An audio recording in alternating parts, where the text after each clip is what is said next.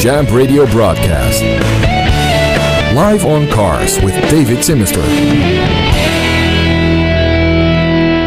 Hello, you're listening to Champ Radio. This is the online champion radio service, and this is another episode of Life on Cars, the completely unscripted show about cars. This week we've got Gareth Jackson from Birkdale in the hot seat. I've invited him on because he actually owns a classic car. Not only that, but it's also the exact same classic car that I own. Tell us more about that, Gareth.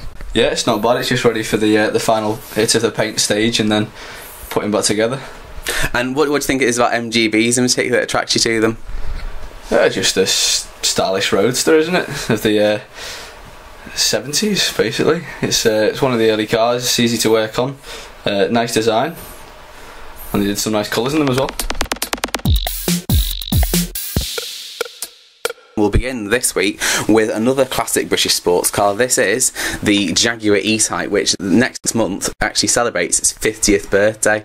I personally think it's the most beautiful car ever made. What do you think? I'd have to agree.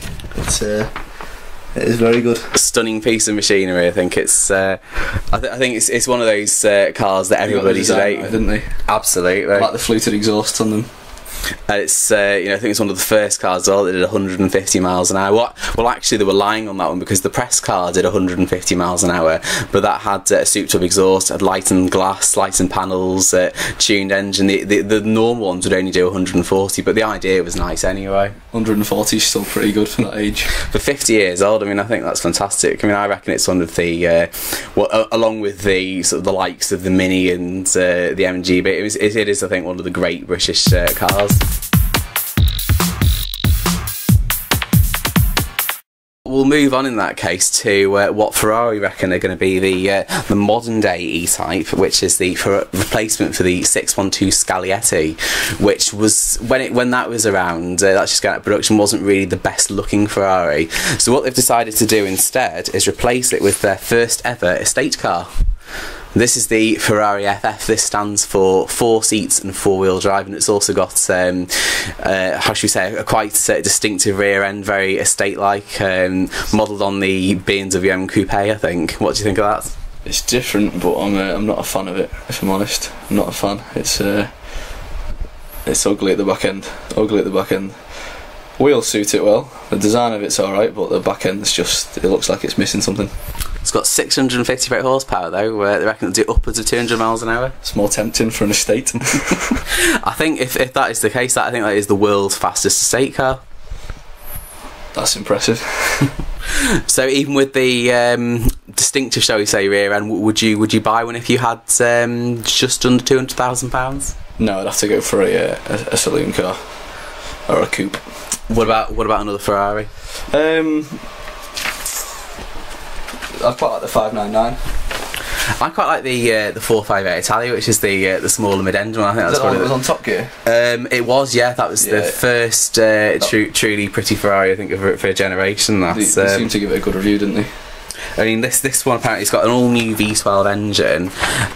It apparently has unprecedented levels of performance, and also includes Ferrari's first ever 4-wheel drive system. So I've got to admit, for an estate car, it seems quite short.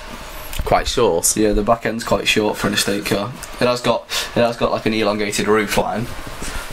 However, it is still quite short for an estate car. Front end looks like a Ferrari. Back end doesn't. Back end, like you say, looks like a BMW. Yeah, I think if push came to shove, if I actually had children that I needed to carry around to school, I would probably, if I could afford that car, I would probably buy a 458 and then another saloon car, I think. Would you have one?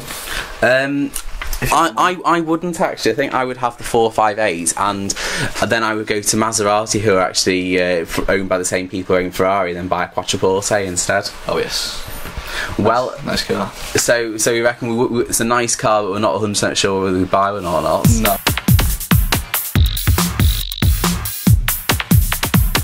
Let's just move away from cars then for a second, and I'll ask you the question: have you got any motoring New Year's resolutions?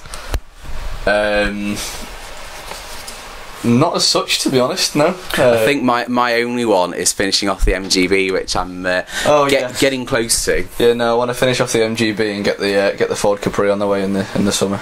And what sort of Ford Capri is it? It's a 2 litre Sport. What year? And tell us a bit more about that. 1979. It's black. It's got tartan interior. Bit Bodie and Doyle then. Yeah, it's got the Pinto engine in it as well. Well, I was going to say, I've actually got a list here. These are the top 5, apparently, motoring New Year's resolutions. And I don't think, I'm not sure, I haven't heard of anyone who's actually set themselves any of these. But number 1, well, actually, tying for number 1, first one is trade in your car for a greener, cleaner model. Number 2 is trade your car in for something smaller. No, if you're a driver, you can't be trading it in for a newer, cleaner model. If you like driving your car, you wouldn't be too bothered about that, to be honest. Okay, number 3 is reduce your mileage. Number 4 is service your car more regularly. And finally, coming at number 5 is make an effort to drive within the speed limits. I'd have to agree with number 4 and obviously number 5. Because you never break the speed limit at all, do you? No, never. No, me neither.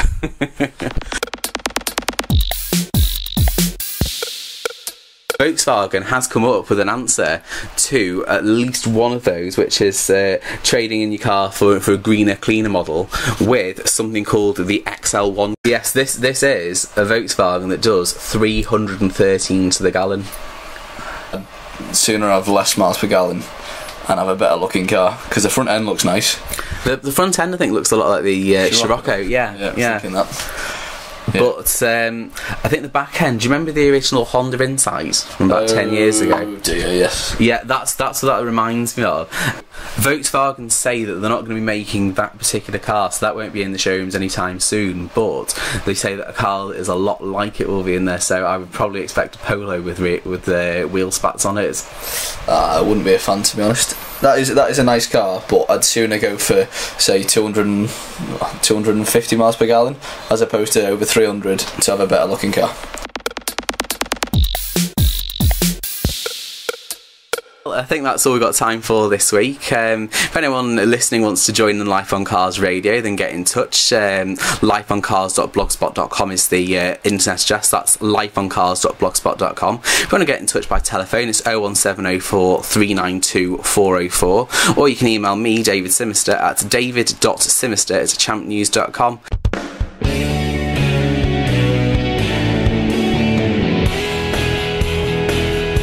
David Simister's Live on Cars.